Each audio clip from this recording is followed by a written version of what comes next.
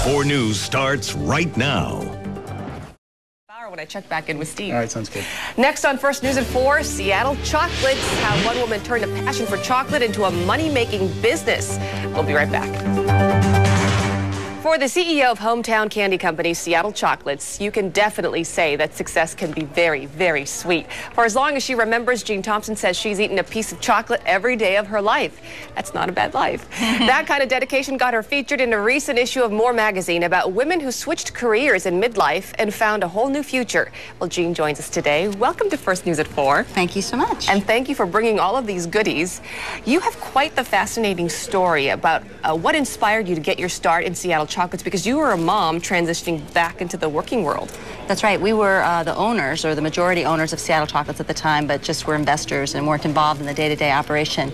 And I have 2 children, and when the youngest went off to kindergarten, I was looking for something to do. So I had a background in marketing from Microsoft and high tech mostly.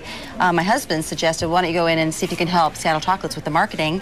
And when I got involved, next thing I know, within 6 weeks, the current CEO quit. Oh my goodness. And I was left holding the reins. Speaking of holding the reins and having a big workload, how do you balance work and your family? How do you juggle both?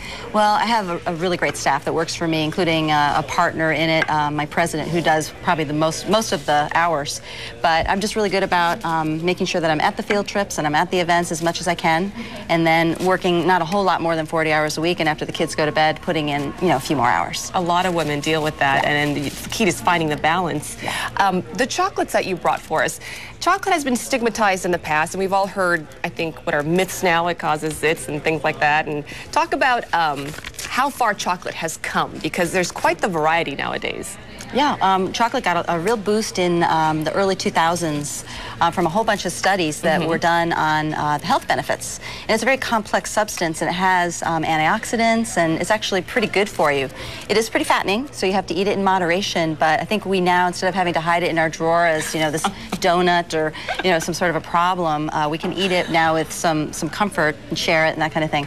But it has come a long way since the health benefits came out. Consumers are eating it more. Talk about the darker chocolates, right? They say the darker the better for you? Well, yeah, the dark and the milk chocolate have the antioxidants in it, whereas the white does not. And the flavors that you guys have, talk about that. We have 10 different bar flavors there, so we have about 5 with dark chocolate. This one's new, Rainier the coconut. Coconut. And that's in a dark chocolate. And then we have what we call perfect peanut butter, which is dark over a white center. Who doesn't like peanut butter and chocolate? Exactly. Come on. Okay. And then we have cappuccino, and espressos are our #1 selling bar, because I think the Seattle name. The coffee and chocolate. Connotes a coffee expertise. And these are just delightful little truffles. Right, and so we all different package flavors those in these different gift boxes. Jean, who are the biggest customers here in Seattle? The chocolate consumers, I guess. Oh, the chocolate. Well, the consumers are you and me and a lot of other people, and you can get them. Our customers, because we sell wholesale, are Whole Foods and Made in Washington and Central Market and Metropolitan Market, and Bartell's carries them too. Now, we know you work for the company, but do you have a particular favorite that you enjoy as far as flavor of chocolate? Yeah, interestingly enough, it's the blackberry truffle, which is, I usually don't mix my fruit and my chocolate. I like them as separate food groups.